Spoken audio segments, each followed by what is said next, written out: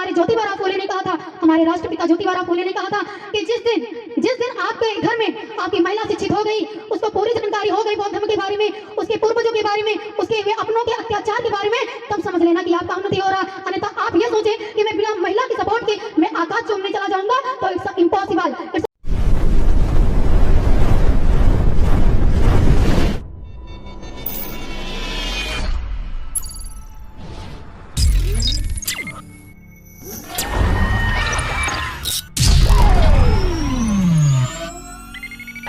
लोगों को नमो बुद्धाय जय भीम करती हूँ और मंच पर उपस्थित हमारे सभी विद्वानगण, मैं आप सब लोगों का भी हार्दिक अभिनंदन एवं वंदन करती हूँ।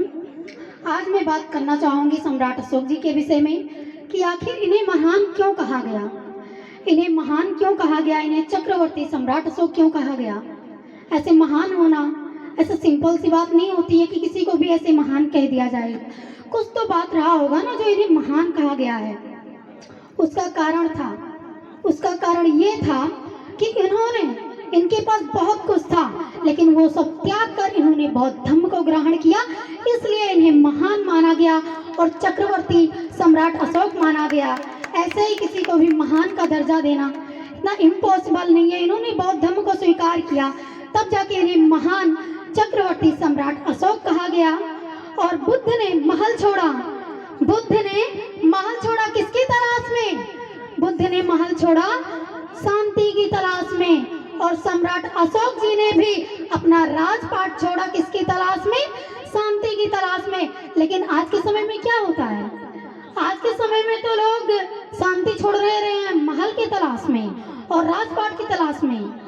क्या मैं सही कह रही हूँ? आज के समय में लोग यही कर रहे हैं, लोग शांति अपना भंग कर रहे हैं महल और राजपाट की तलाश में। तो ये थी महान अशोक। और अब मैं बात करना चाहूँगी बौद्ध धर्म है क्या, क्यों है, कहाँ से आया बौद्ध धर्म?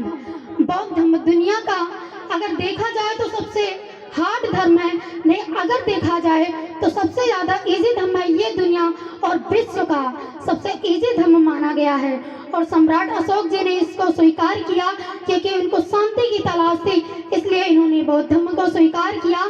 और इससे पहले इन्होंने ना कि सिर्फ डायरेक्टली बौद्ध धर्म को मिल गया, इतना सिंपल से इनको बौद्ध धर्म नहीं मिला है। इसके पहले भी इन्होंने कई धर्मों के बारे में मंथन किया, पढ़ा, लेकिन तब भी इनको शांति नहीं मिली। तब जाके इन्हें दिखा दुनिया का सबसे शांति धर्म जो जिसका विचार सिर्फ शांति होता है, वो था बौद्ध धर्म। और मैं आप सभी लोगों को बताना चाहूँगी कि हमारी जो महिलाएं हैं ना, ये हमारी महिलाओं के लिए मैं आप यहाँ पे आती हूँ। मंच पे बोलना मेरा काम है कि मैं महिलाओं को जगाऊँ, इसलिए मैं चल कर आती हूँ ना। मुझे कोई शौक नहीं लगा है कि ऐसे बीच में आना, बोलना और चले जाना। मैं आती हूँ स्पेशली महिलाओं के लिए। मैं तब मानूंगी हमारा SC ST OBC समाज बढ़ रहा आगे जब मुझे यहाँ पे पुरुषों की इतना महिलाओं की संख्या दिखेगी, तब मानूंगी कि मेरा SC ST OBC समाज आगे जा रहा। अन्यथा आप यहाँ पे कितने भी बड़े प्रोग्राम कर रहे हैं, लेकिन वहाँ पे पुरुषों की ही संख्या दिखाई दे तो समझ लेना आपकी उन्नति नहीं हो रही है, उसमें महिलाओं का होना ज्यादा जरूरी है। तो इम्पॉसिबल, जब आपका साथ आपके पत्नी देने लगे, आपके बच्चे देने लगे, तब समझ लेना कि आपका उन्नति हो रहा है। वरना ये आशा मत करना कि मैं तो आकाश चूम रहा हूँ, मैं बहुत आगे जा रहा हूँ, क्योंकि हर पुरुष के कामयाबी के पीछे एक महिला का हाथ होता है, ये हमारे महापुरुष कह गए हैं। और मैं अब विचार डालना चाहूँगी हमारे जो सीनियर थे, जो अभी हैं यहाँ पे, माँ संदेश के संपादक माननीय के नंद सर, मैं उन्हें अपना सीनियर मानती हूँ। उनका बस एक डायलॉग मैं आप लोगों पे अप्लाई करना चाहूँगी, वो है कि अगर आप लोग कितना भी अच्छा मिठाई खा के घर जाएं, कितना भी अच्छा मीठा खा के घर जाएं और अपनी पत्नी और बच्चों से बोलो कि मैं इतना महंगा मीठा खा के आया हूँ, मैं आज इस तरीके का मीठा खा के आया हूँ, तो क्या आपकी पत्नी और आपके बच्चे आपसे खुश रहेंगे? मैं आप लोगों से पूछ रही हूँ, क्या आपके बच्चे और आपकी पत्नी आपसे खुश रहेंगी जब आप उसे ये जाके बताओगे कि मैं आज इस तरीके का मीठा खा के आया हूँ और इतना महंगा खा के आया हूँ, वैरायटी खा के आया हूँ, तो क्या आपकी पत्नी आपसे खुश रहेगी? बताइए। हाँ, नहीं रहेगी, क्योंकि जब तक आप उसे भी नहीं खिलाएंगे, अपने नहीं रह सकते हैं और आपकी पत्नी को उल्टा गुस्सा आएगा। आपकी पत्नी को गुस्सा आएगा कि एक तो मीठा खा के आ रहे हैं, ऊपर से यहाँ पे आके बड़ाई कर रहे हैं, इसलिए आपकी पत्नी को गुस्सा आएगा। तो मेरा आप सबसे निवेदन रहेगा कि अगर आप लोग कहीं भी जाएं तो अपने पत्नी को अपने साथ लेकर जाएं, अपने बच्चों को अपने साथ लेकर जाएं, ताकि उन्हें भी पता चल सके अपने इतिहास के बारे में, उनके पूर्वजों के हुए अत्याचार के बारे में और उनके साथ हुए अत्याचार अन्याय के बारे में, ताकि उनको पता चल सके। और आप लोग आते हैं तो ऐसे ही चले आते हैं, कम से कम अपने बच्चों को तो साथ में लेकर आइए। वो ज़्यादा नहीं, वो बोलेंगे नहीं, कम से कम उनका साहस तो बढ़ेगा।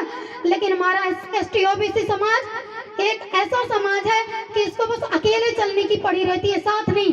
यूनिटी नहीं है, इसलिए ये पिछड़ा समाज कहा गया है, यूनिटी नहीं है। और तथागत गौतम बुद्ध और उनके शिष्य के बारे में एक कहानी, एक छोटा सा कहानी आप लोगों के बीच रखना चाहूंगी कि एक बार तथागत गौतम बुद्ध उपदेश देने के लिए अपने शिष्यों के साथ जा रहे थे और रास्ते में इनके शिष्य ने देखा कि कई ढेर सारे गड्ढे खोदे हुए पड़े थे और उसमें कंकाल पड़े हुए थे। बुद्ध के शिष्य ने कहा, बुद्ध ये क्या है, यहाँ पे तो हर गड्ढे में कंकाल पड़ा हुआ है।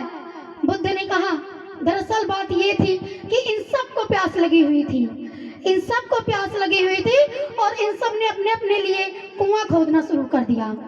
इन सब ने अपने अपने लिए कुआं खोदना शुरू कर दिया और कुआं खोदते खोदते ही ये मर गए। कुआं खोदते खोदते ही ये मर गए। बुद्ध के शिष्य ने कहा, फिर क्या हुआ? बुद्ध ने कहा, हुआ ये कि अगर इन सब लोगों ने एक साथ मिलकर कुआं खोदा होता तो शायद अगर आज ये जीवित होते, इनकी प्यास भी बुझ जाती। लेकिन इन लोगों ने ऐसा नहीं किया, इन लोगों ने अपने अपने लिए कुआं खोदना शुरू कर दिया और खोदते खोदते चल बसे, कुछ नहीं हो पाया। खोदते खोदते चल बसे, कुछ नहीं हो पाया। इसलिए मैं अपने SC OBC समाज से बार बार कहना चाहूंगी कि आप लोग इतिहास को जानने का प्रयास किए। आप जो त्योहार मनाते हैं ना, आप जो त्योहार मनाते हैं वो आपकी खुशी का निशानी नहीं बल्कि आपके हार का निशानी है। इसीलिए उसे कहा गया त्योहार। त्योहार मतलब न कि इतिहास में आपके पूर्वजों के साथ घोटाला किया गया, बल्कि इतिहास में एक एक शब्द के साथ घोटाला किया गया। और कृपा करके शब्द को पकड़ने की कोशिश करें, तब जाके आपका उन्नति हो। What happened?